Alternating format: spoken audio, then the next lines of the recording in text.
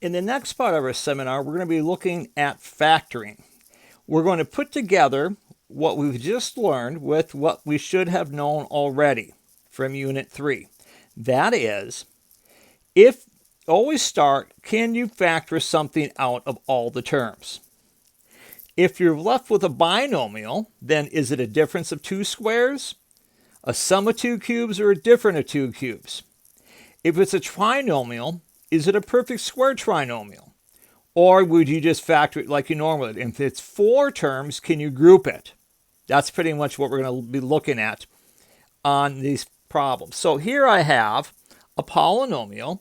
First thing I look at, does anything go into all three of them? And no, it doesn't, because there's only x cubed in the first term, but there's no x in the last term. There are four terms, so what we're going to do is we're going to factor two at a time. So I'm going to start with x cubed plus 5x squared.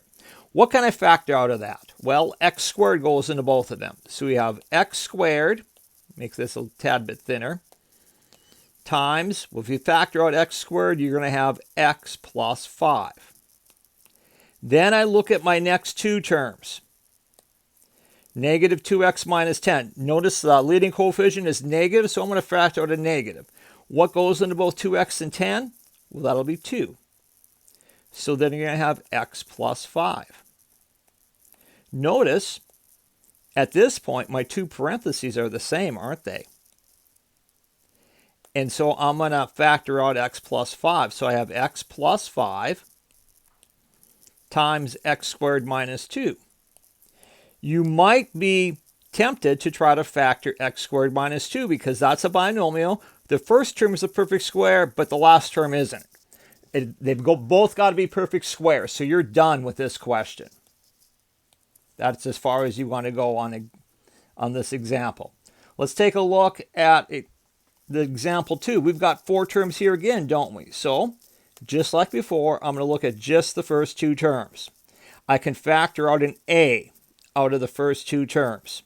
That's the only thing I can factor out. So I have a plus 3y plus, notice my leading coefficient of the last two terms is positive, so I'll factor out a positive number here. What goes into both of those? Well, 2 goes into both of those and y squared.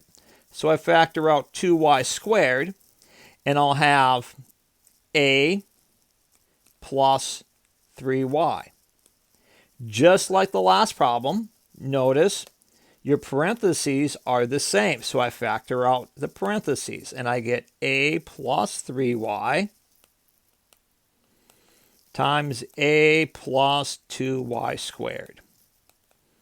And we're going to be done there because we can't factor a plus 2y squared. Let's take a look at example 3. Oh my goodness, that is huge, isn't it? 1, 2, 3, 4, 5, 6. I think I'm going to factor this by grouping. What I'm going to do is I'm going to group the first three terms together. So what is the same in all three terms? Well, I see x and I got y cubed. So I'm going to factor out xy cubed out of all three terms. So I have x, y cubed. Let's write down what's left over. I take out an x. Out of x squared y cubed, I have x left over minus 3x. No, I took out the x. Minus 3 plus, oops, I just noticed I can't factor out an x, can I? Because there's no x in y cubed. So let's start over. That was embarrassing. Well, we're going to factor out y cubed. And then what we're going to have is we're going to have x squared minus 3x plus 2. And notice I can factor that. That's a trinomial. So that factors to x minus 2 and x minus 1. So that whole those first three terms I can factor.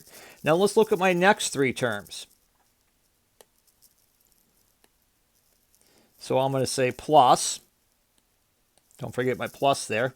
What goes in all three of them? Z cubed looks like it goes in all three of these, doesn't it? So we get z cubed times x squared minus 3x plus 2. Oh, that's the same as before, isn't it? So plus z cubed times x minus 2, x minus 1. I might have waited to factor this if I would have been smart, but I wasn't very smart. Now, look at what's the same in both terms. I've got x minus 2 in both my terms. I've also got x minus 1, don't I? I'm going to factor out both of those. So I'm going to say x minus 2 times x minus 1 times y cubed plus z cubed. Notice that's the sum of my cube roots. Using my formula here, a is going to be y and b is going to be z. So I'm going to say x minus 2 times x minus 1. That doesn't change.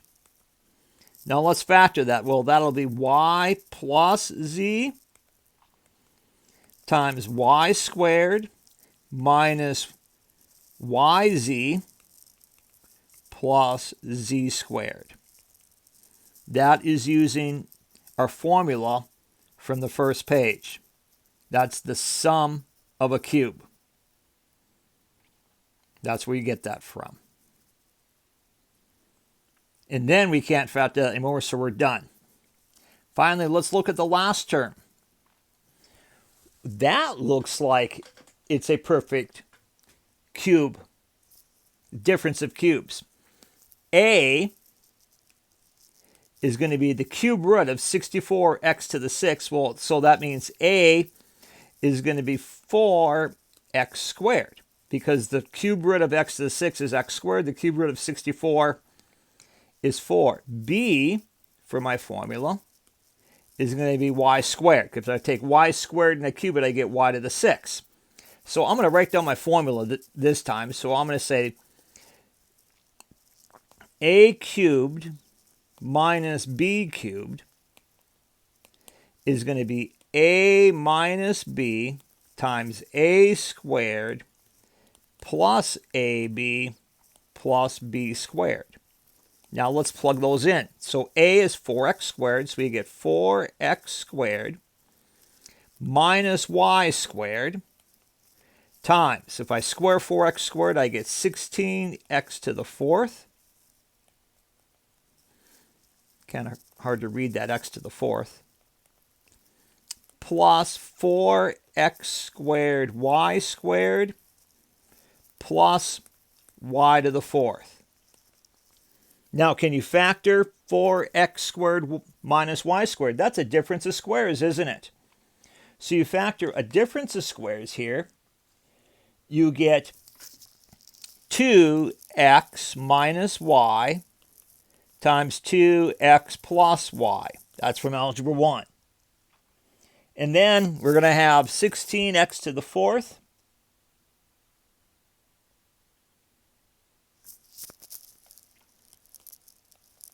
plus 4x squared y squared plus y to the 4th.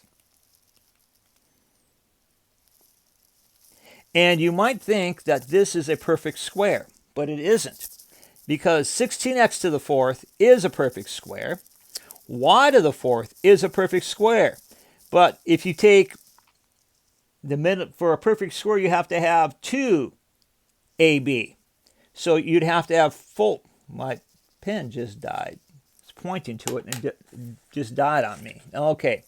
Well, I want to point it out to you, so give me a second here to get my pen recharged for you. So now, the square root of 16x to the 4th is 4x squared y squared. And if you take that times y, I'd get 4x squared y squared. I double that, I get 4x squared y squared in the middle. That's not right. I should get 8. So that does not factor. So you're done with this question.